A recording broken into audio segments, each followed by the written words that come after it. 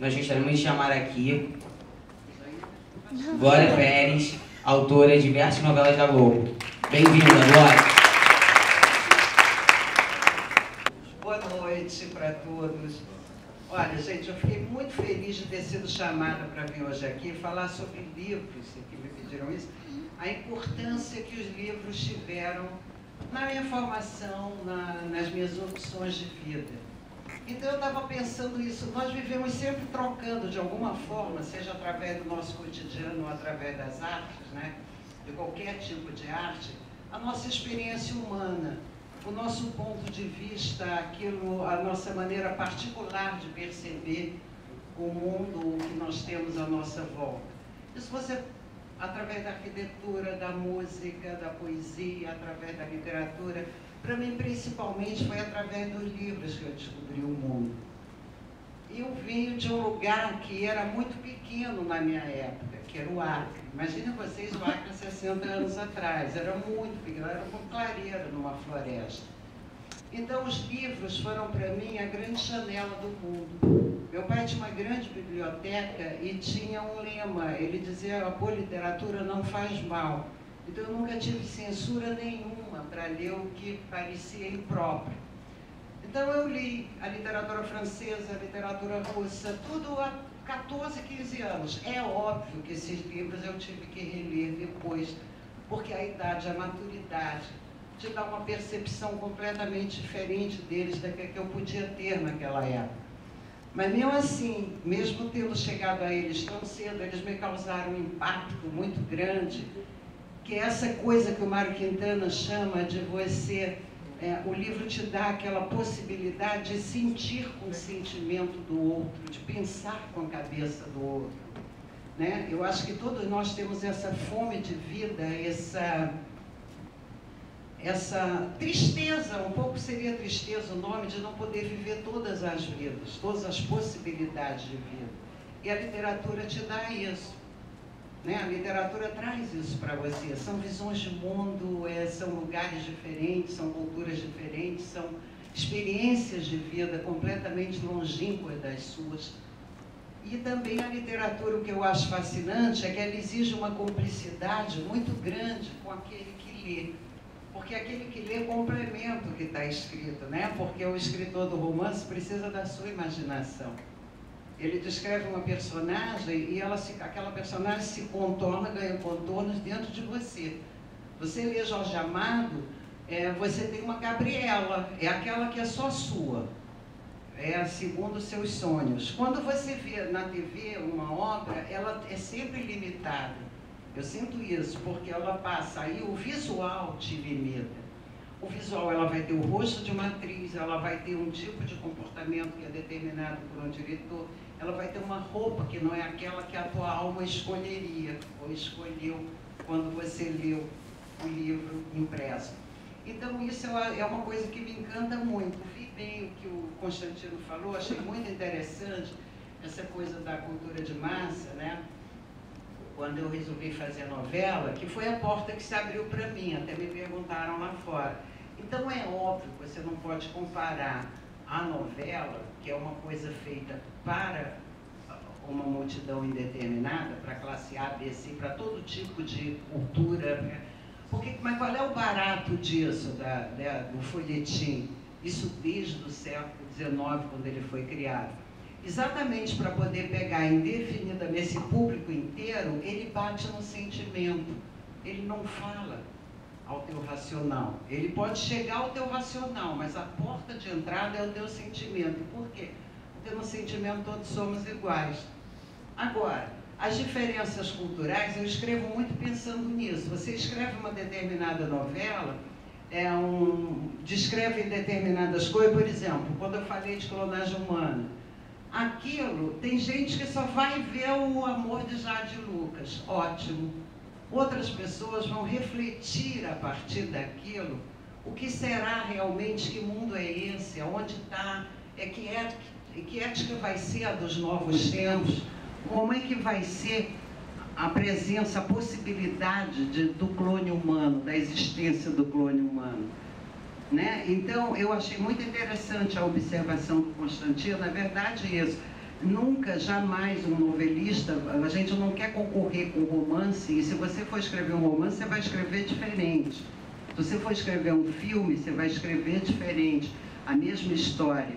Quando você fala para um público, você fala para aquele público. Então é óbvio, né? O romance tem uma profundidade, ele vai ter uma possibilidade de mergulho, vai te dar uma possibilidade de mergulho existencial, que uma novela não pretende isso. Mas, em compensação, a gente consegue botar em discussão na nação inteira uma série de coisas muito importantes de serem discutidas. Comportamentos, não é? Até legislação a gente consegue passar através de uma novela, enfim, são coisas assim. Como é viver uma experiência que nenhuma geração viveu antes? Porque quando a gente vive coisas, mesmo as coisas terríveis, alguém já viveu antes de nós, na maioria das vezes. Você sempre tem uma referência, isso aconteceu com alguém, isso aconteceu com um tio, eu conheço alguém que passou por isso. Mas a Clara de Barriga de Aluguel não conhecia ninguém que tivesse vivido aquilo. Ela não tinha nenhum suporte nas experiências passadas, né, para viver emocionalmente aquela situação.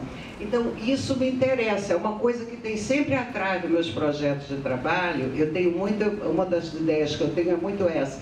É como é que o avanço da tecnologia vai introduzindo dramas novos na nossa existência, né? Conflitos que as gerações anteriores não conheciam antes. Então isso é o Clone, isso é Barriga de Aluguel. Eu comecei a escrever um livro há 2 anos, mas eu parei, não sei porquê. Mas eu queria saber se, para você, quando você escreve um livro, se organiza por um roteiro mesmo ou uma questão mais de inspiração, assim como, não sei, como você escreve para as novelas, se é uma coisa já feita, antes, já é completa, antes de apresentar, ou ela é realizada na hora da inspiração, escrever? Você está falando de uma novela? Não, na verdade, era em relação ao livro, mas juntando, seriam 2 perguntas em uma. Eu não fiz um livro. Geralmente o escritor do livro, ele tem um tempo maior, ele não está num processo industrial. Às vezes está, como Dostoiévski estava, né? Era tão endividado que tinha que vender a roupa para cumprir os prazos e poder entregar o livro. Mas normalmente não está. O escritor de novela trabalha num processo industrial. Você tem que entregar 32 páginas por dia, faça chuva ou faça sol, com dor de cotovelo, com dor de cabeça, seja como for. Porque em uma semana, por dia também, o diretor tem que gravar aquele capítulo e os atores também têm que gravar. Então é uma esteira rolante. Ele é um pouco diferente do livro nesse sentido, né? E você não pode contar muito com esse tempo da inspiração. A inspiração é quando, para mim, é quando você idealiza a história, do que eu vou falar, que novela é essa e do que eu quero falar, o que eu quero dizer com essa história. Você treina a tua inspiração, procura sentar todo dia, estabelece isso diante do seu computador naquele horário e você vai ficar lá, escreve, nem que seja uma droga, nem que você apague tudo de noite, mas escreve, porque assim você vai se treinando a sair dessa coisa que é um vício que pode te prejudicar como escritor, que é de ficar esperando uma inspiração divina baixar em você. Não baixa. É mais técnica. A inspiração vai estar sempre na tua visão de mundo, se você for uma pessoa, e aí os livros te dão muito isso, que tem uma visão de mundo ampla, sabe? Que não tenha preconceitos, que procure observar o mundo à tua volta. Todas as coisas que a gente vive no cotidiano, de uma maneira ou de outra, estão acumuladas dentro de você. Não é que a gente ande na rua olhando para as pessoas, as coisas e pensando, ah, isso dá um livro, isso dá uma novela. Não é isso. Você vive normalmente. Só que aquelas coisas, aquelas emoções, aquelas sensações, aquelas percepções que você tem na rua, na vida, vão se acumulando. E na hora que você senta diante de uma página em branco, elas vêm. Se abre para elas que elas vêm. Você viveu uma enorme tragédia, o país inteiro sabe disso. Como é sobreviver a isso e continuar trabalhando? Não só o impacto que isso tem no seu trabalho, mas deve ter sido um momento devastador. Sim, O trabalho, eu acho que é uma grande salvação e talvez a única coisa que te dê sobrevivência. Fica meio sem discreto. Isso é uma coisa que não só comigo, mas eu acho que todas as pessoas que passaram por grandes tragédias, elas se agarram no trabalho e é sempre a única forma de sobrevivência. É isso. Minha pergunta é a seguinte, eu gostaria de saber como não só você como autora da Globo, mas o seu time também, como vocês receberam, como foi para você entender melhor, assim, quando, principalmente anos 90, anos 2000, o boom das novelas mexicanas aqui no Brasil, com a SBT, a Televisa, como vocês receberam isso? Vocês tiveram algum modo diferente de passar a escrever? Porque nós não podemos negar que foi um sucesso. As novelas mexicanas? Isso, aqui no Brasil. Eu acho que as novelas... Olha, eu vi novelas... Eu sei que as novelas mexicanas são ótimas, mas as novelas mexicanas que vieram para o Brasil, mesmo naquela época, elas estavam aquém do que a gente já produzia aqui. Entende? As novelas mexicanas que vieram para cá, elas estão aquém do que já se produzia lá e aquém do que já se produzia aqui. Então, a novela mexicana tinha uma diferença, eu não vi as novas agora, não estou falando das novas, dessas que você está falando, uma diferença muito marcante da brasileira. A novela brasileira procura dar um mínimo de subjetividade para as personagens, um mínimo de psicologia para cada um. Mais ou menos os autores fazem isso, né? Tem autores que investem menos nisso, autores que investem mais. Mas a personagem tem uma psicologia. A novela mexicana, ela é uma novela de trama. Não importa se a pessoa pensa assim, o desenho da personalidade não importa. Entende? As coisas acontecem. A pessoa é péssima e ela acorda boa, ela dorme de um jeito e acorda do outro. Então é assim, é uma coisa na trama. Agora, eu percebi em congressos que eu fui tudo, que a gente não viu o que o latino-americano tem de melhor em novela. Eles têm coisas muito melhores do que o que a gente passa aqui. Por exemplo, tem uma série, um seriado mexicano que é bárbaro, chamado Capadócia, vocês já viram? Capadócia é uma prisão lá no México. E o seriado deles é fantástico. Inclusive ganha o Emmy quase todo ano também, todo o seriado deles. Então não é esse visual da novela que a gente vê. Então a gente não mudou nada, porque não tinha o que mudar. A nossa produção já era melhor. Mas é sucesso, porque a boa história, a história que te leva... Eu acho o folhetim muito interessante, mesmo esse folhetim assim, Maria do Bairro, né, que você está falando, Xespita, que eu também li. Eu vejo, gosto. Porque você viaja, te leva, aquilo é uma maluquice, é uma loucura, mas você quer saber, aí tem o Conde. Eu gosto de Rocambole, né? Alexandre Dumas e tudo. Quantas histórias, quantas novelas, filmes, peças de teatro já se fez com o Conde de Monte Cristo? Não é? Não tem, é incontável. Então o folhetim é muito interessante, porque o folhetim foi feito para isso, para vender jornal. Então tem a regra do folhetim são muito diferentes da regra do romance. Aquilo que no romance é um pecado mortal, e no filme também é um pecado mortal, no folhetim é qualidade. Entende? Por exemplo, o sensacionalismo.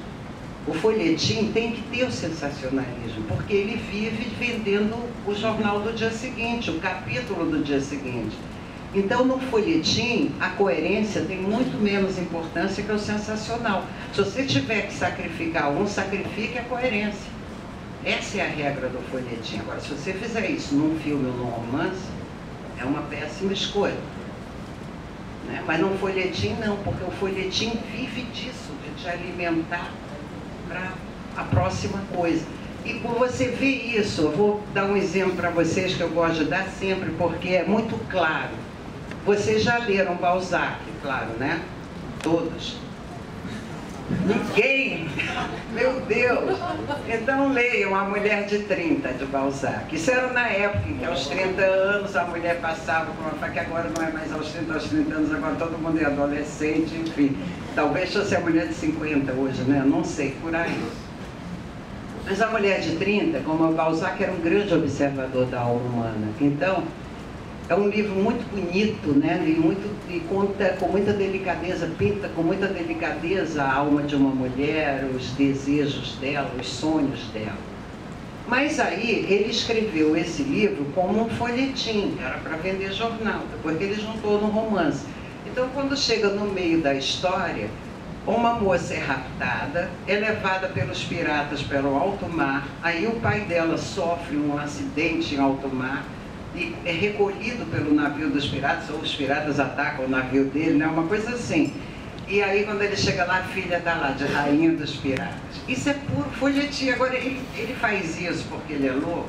Não, ele é Balzac. Ele faz isso porque ele sabia o que ele estava escrevendo. Ele estava escrevendo um folhetim.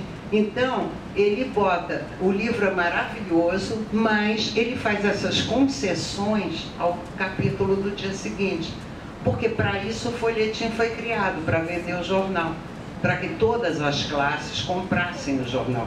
Então, enquanto talvez uma classe mais culta, mais privilegiada, vai se deter nessa análise, nessa pintura bonita, nesse bordado quase que ele faz da alma feminina, as pessoas daquela época, imagina os criados daquela época, não tinham a menor educação, como, né? A educação não era uma coisa, é uma época de muito pouco privilégio para quem não tinha dinheiro.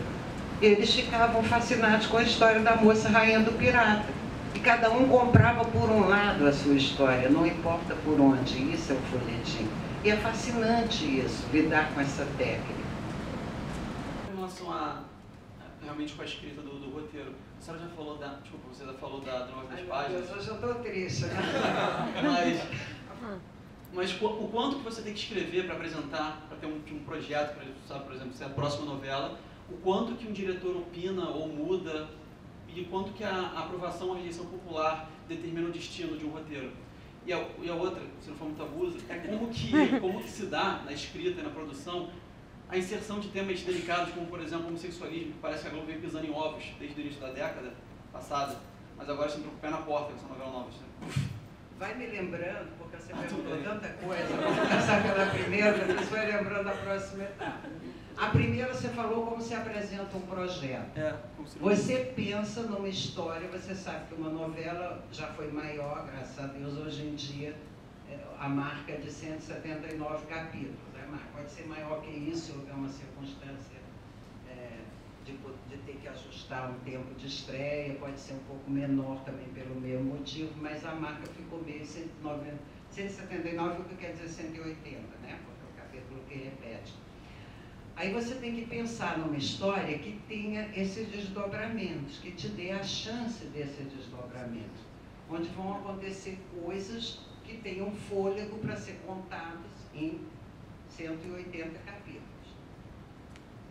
No que você apresenta a história, claro que a história tem que ter a cara de um horário, a mesma história pode ser contada em vários horários, mas a forma de contar é diferente. Às 7 horas você vai ter uma novela mais leve, mais puxada para o engraçado. Às 9 horas, o público das 9 espera mais o drama, espera mais assim, que se fale de coisas importantes, de discutir. São públicos diferentes. Respondi o primeiro degrau? Hã? Sim, sim. É isso? Vai o segundo, qual é? Se o diretor tem algum dizer, não. Né? Quando você escreve uma novela, você tem que... A história é do autor. Na novela, a história é do autor. Por quê? Quando você faz um filme, você entrega para o diretor e para a equipe o script pronto. E aí a pessoa pode mudar porque ela tem a noção do todo, ela está visualizando o conjunto todo.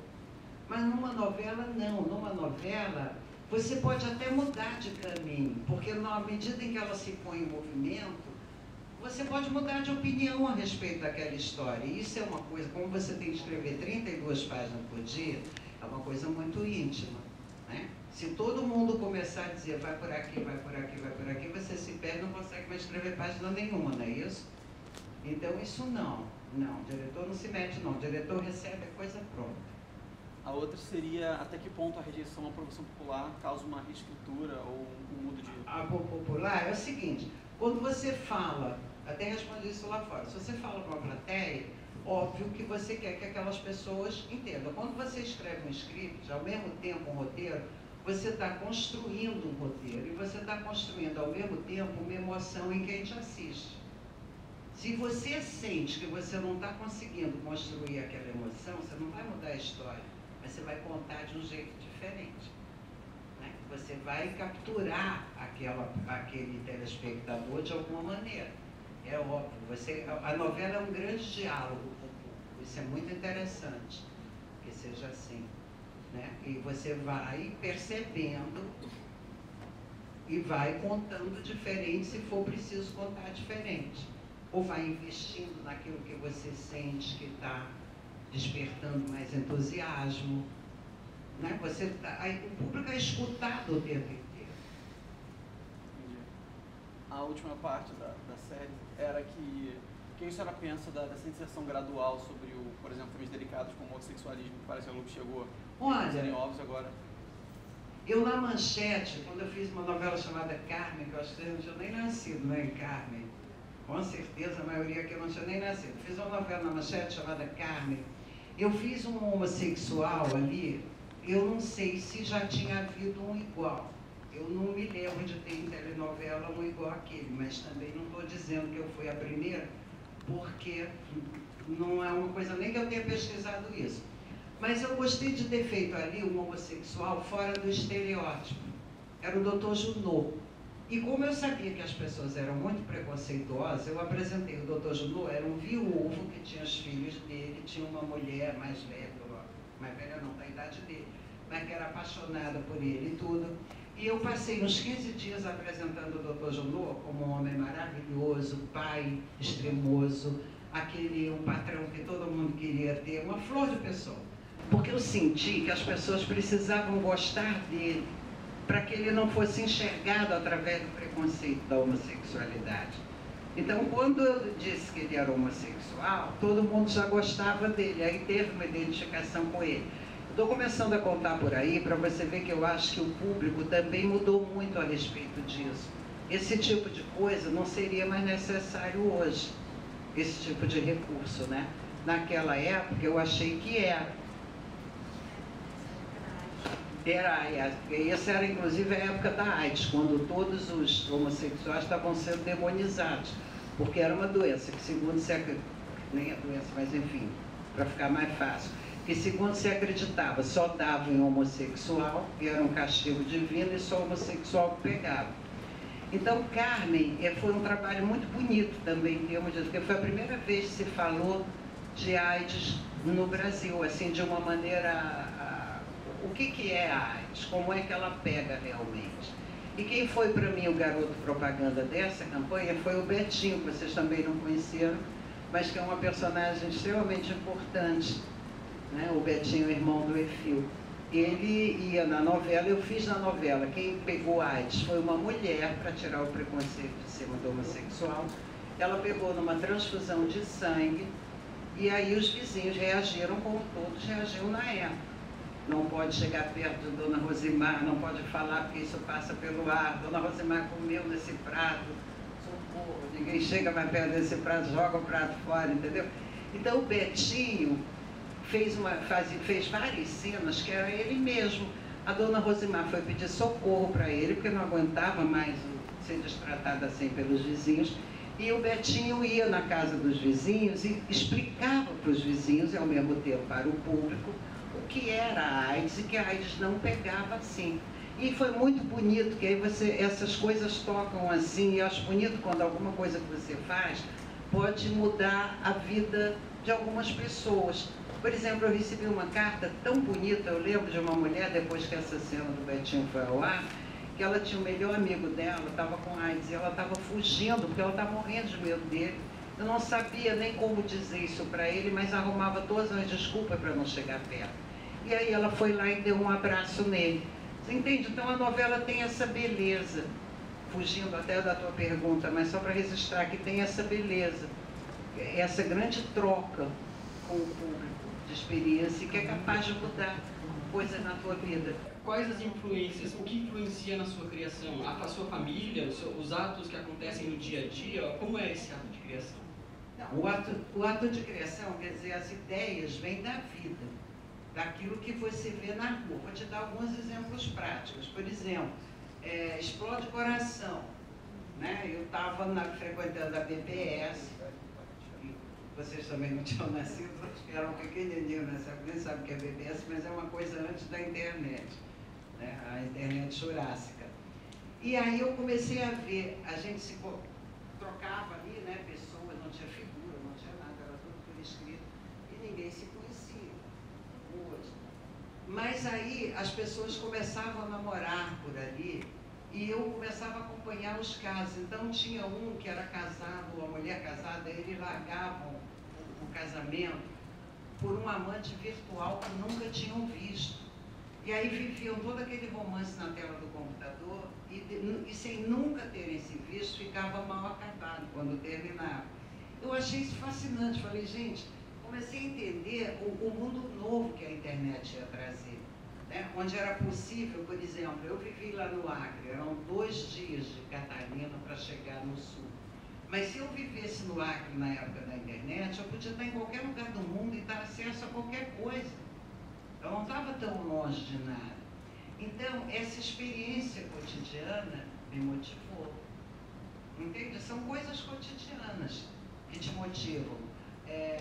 E explode coração também. Estava passando lá pela cidade, vi aquelas mães com aquela foto dos filhos, pequenininhas, sentada na escada. Fiquei pensando, meu Deus, essas pobres mulheres passam o dia inteiro aqui. A gente passa e nem olha para essas fotos, e olha de relance.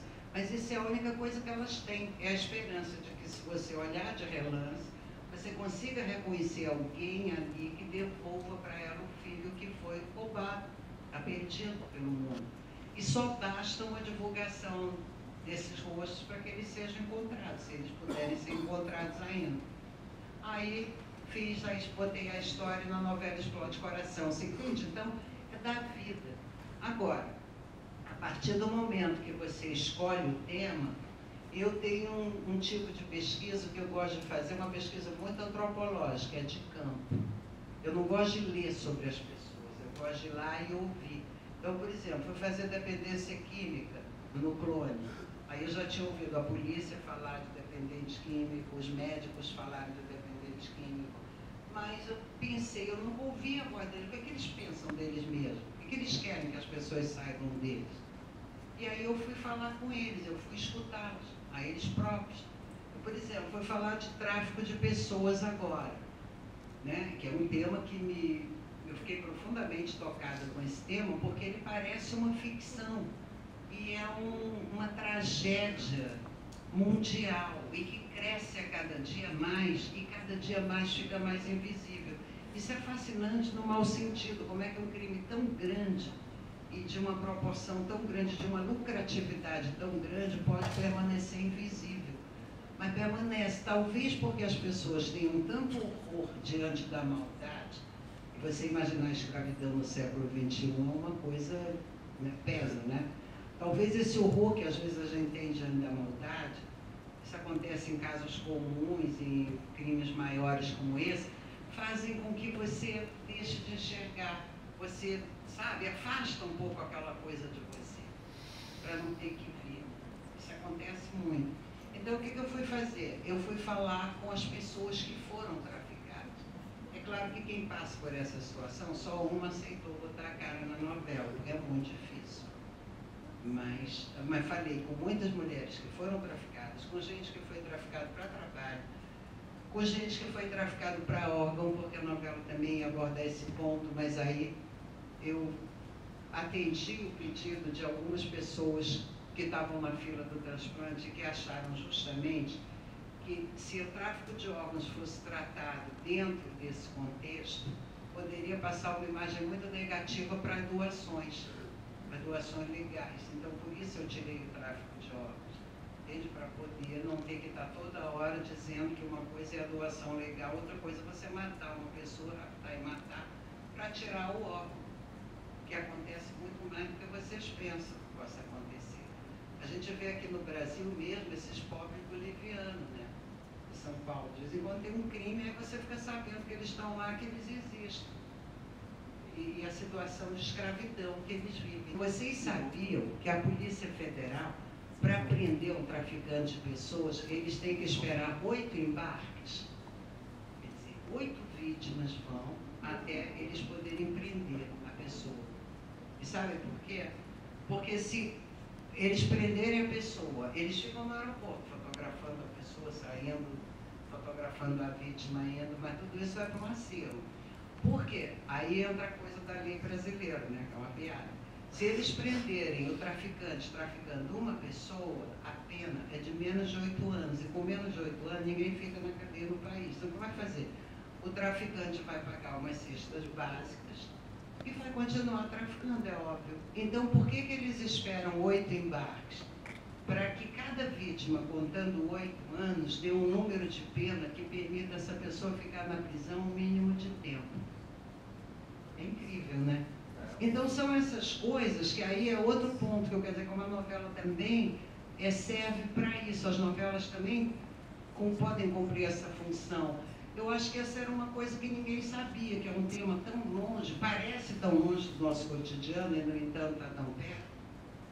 Entende? Então, as novelas também têm essa função de mostrar coisas, de compartilhar conhecimentos, vivências. Os dois autores assim que mais me tocaram no começo das minhas leituras e durante a vida inteira, eu nunca deixei de ler, de reler milhares de vezes. Engraçado, são dois autores que estão nos dois extremos, é Flaubert e Dostoiévski. E a Flaubert tem aquela coisa do estilo perfeito, né? Da perfeição, do sofrimento pela busca da frase perfeita, da palavra perfeita. E aquela também distanciamento humano que fazia com que ele lidasse com as pessoas da vida dele como se fossem objetos de tubo de ensaio. Ele tem coisas terríveis, assim, eu sei que em Madame Bovary, por exemplo, eu tenho muitos livros sobre ele, inclusive sobre a vida dele, com uma personalidade que eu acho assim muito interessante. Então, eu sei que disse que em Madame Bovary ele assistiu à agonia da mulher de um amigo. E imagina, ele assistia aquilo bebendo, detalhe por detalhe daquele sofrimento, daquela angústia, e traduziu na moda Madame Bovary, que é uma coisa belíssima no livro. Mas quer dizer, mas Flaubert tinha isso, de observar o sofrimento humano com um distanciamento.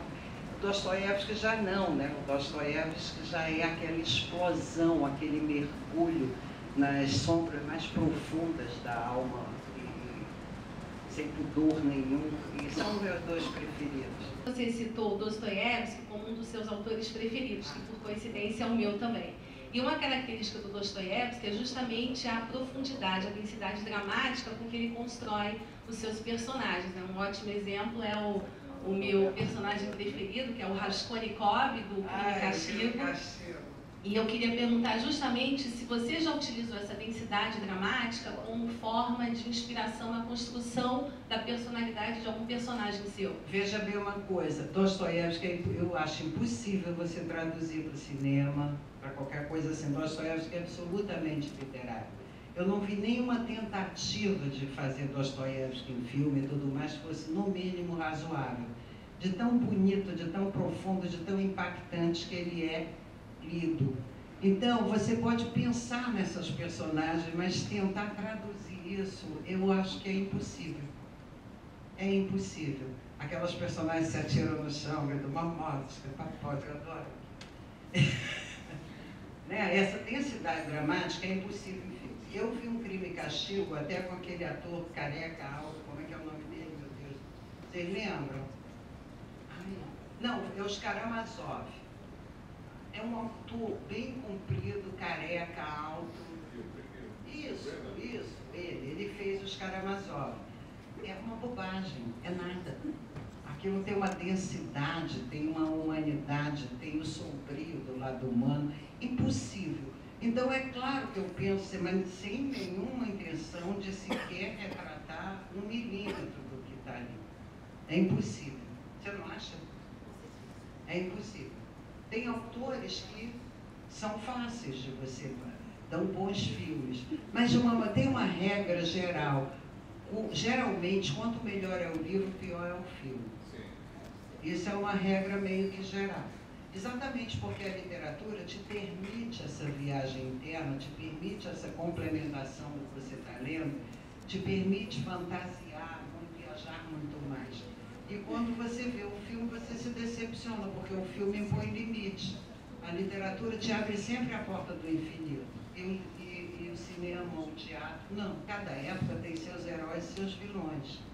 Isso é uma coisa muito interessante. Numa época de guerra, por exemplo, você vê que as pessoas, assim, os militares, as pessoas com vocação né, para a guerra, elas são engrandecidas, elas são tratadas de uma forma heróica.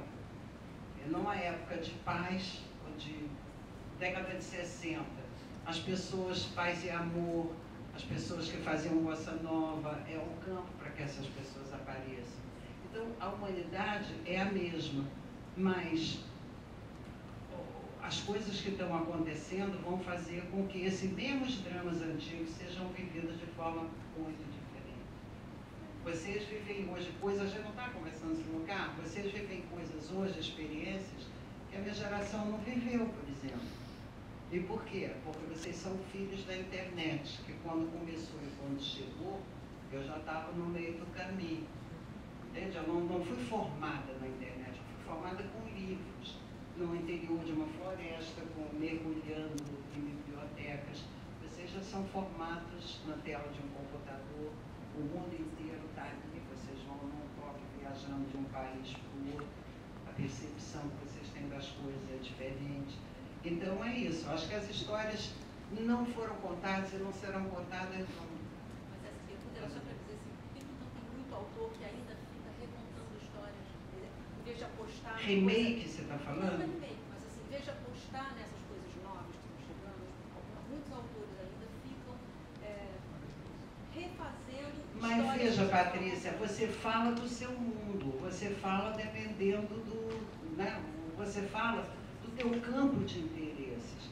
Muitas vezes um autor pode, por exemplo, estou fazendo um folhetim, vou fazer um folhetim. Aí junta uma porção dessas histórias rocambolescas que dão um folhetim e conta o folhetim. Aí você diz, mas por uma história que já foram contadas, né? E reconta de novo, com outros atores, com outra casa, fica diferente. Eu, por exemplo, isso me cansaria, porque eu acho novela é um trabalho muito cansativo, é muito longo e eu escrevo sozinha. Então, se eu não contar uma coisa que me interessa, eu não vou conseguir me dedicar a isso.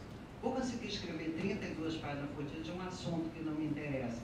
Então, à medida que eu estou escrevendo um assunto, eu tanto estou compartilhando com o público um assunto que me interessa, como eu estou pensando o assunto. Você não sente isso quando você está escrevendo seu livro? Você, ao mesmo tempo que você está escrevendo, você está pensando, refletindo sobre o assunto que você está falando? Então, é a mesma coisa. Eu gosto de procurar coisas novas, me interessa muito, por exemplo, esse mundo novo que está se configurando e que nenhum de nós ainda tem uma ideia acabada de como é que ele vai ficar. Porque essa revolução, por exemplo, que a gente viveu agora, eu acho que ela é maior ainda do que foi a revolução que aconteceu no mundo, por exemplo, com as grandes descobertas, quando se descobriu que o mundo não era do tamanho que se pensava, mas era muito maior.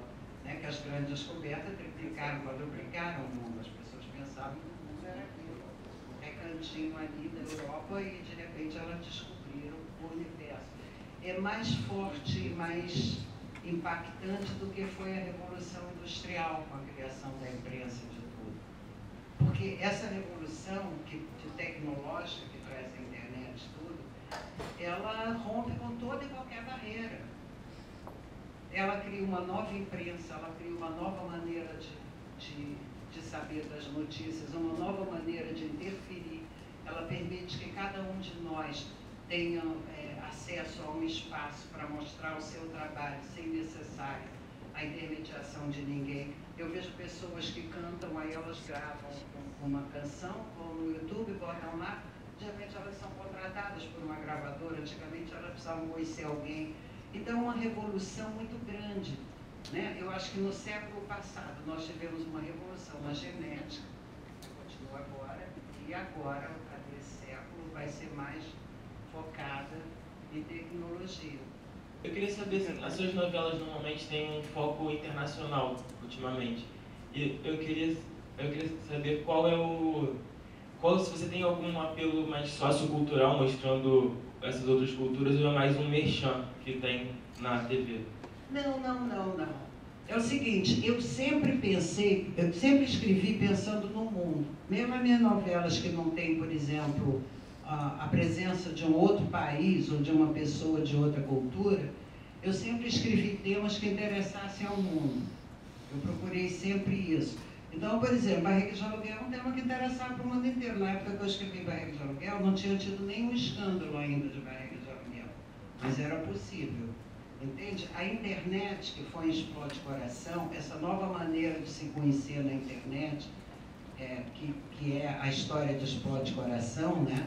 Porque são pessoas que jamais se cruzariam na vida real, mas nesse espaço virtual elas se cruzam e até criam uma relação. Então, tudo isso é uma coisa que interessava a todo mundo. Por isso é que eu botei. Agora, quanto a essa história de outras culturas, às vezes elas estão ali porque eu quero falar de outras culturas. Por exemplo, no caso da Índia, eu quis mostrar a cultura indiana, porque eu acho a cultura indiana uma coisa muito interessante, uma coisa que me surpreendeu muito. A Índia é um país, assim, pensando na internet ainda, é de um alto desenvolvimento em termos de internet, você sabia? Os grandes softwares, tudo isso é Índia. Eles são gênios nesse ponto. Eles exportam técnicos maravilhosos para o mundo inteiro, em termos de tecnologia de computação. E aí, uma coisa que me impressionou muito, e que é também um tema recorrente, é a convivência do passado com o futuro, talvez pela minha formação em história. Então, eu acho fascinante que esse povo, ele faz uma coisa que eu nunca vi quase em povo nenhum, ou prática, eu acho que nunca vi mesmo.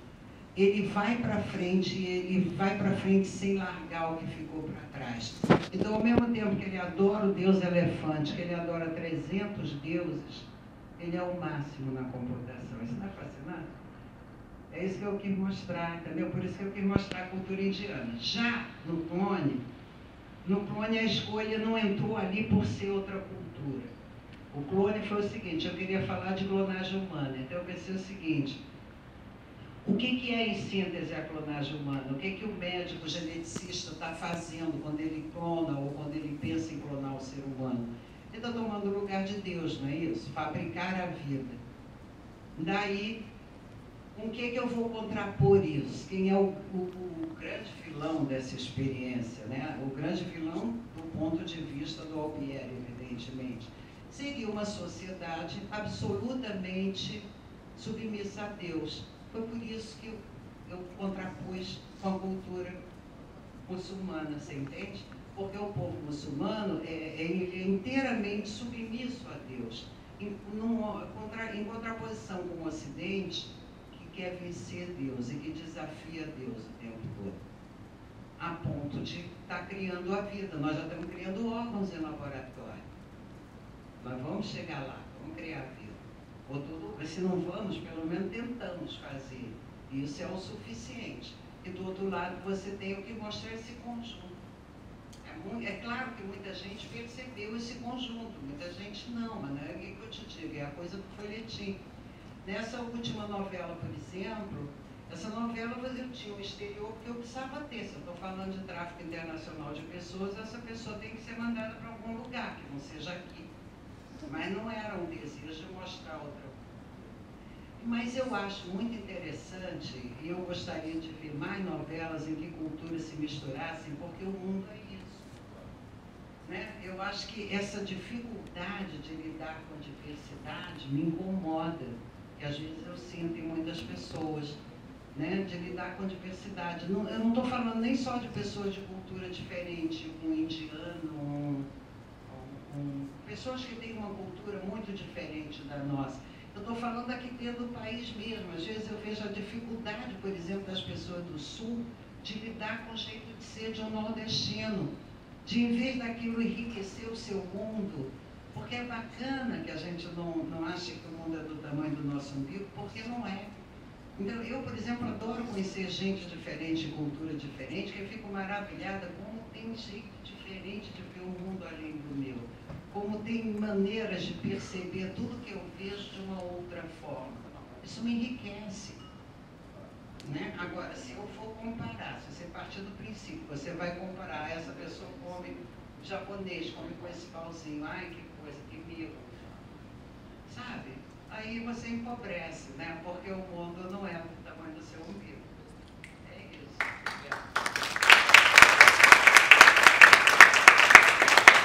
Adorei estar aqui com vocês. Novamente, infelizmente o tempo impede que a gente prolongue isso para sempre, porque se deixassem, as perguntas não iam acabar. Muito obrigado, Glória, por ter vindo, por ter prestigiado o nosso evento. Sua presença aqui foi indescritível. Eu acho que não só para mim, mas para todo o público, foi um grande diferencial. Então, muito obrigado. Mais uma salva de palmas para ela.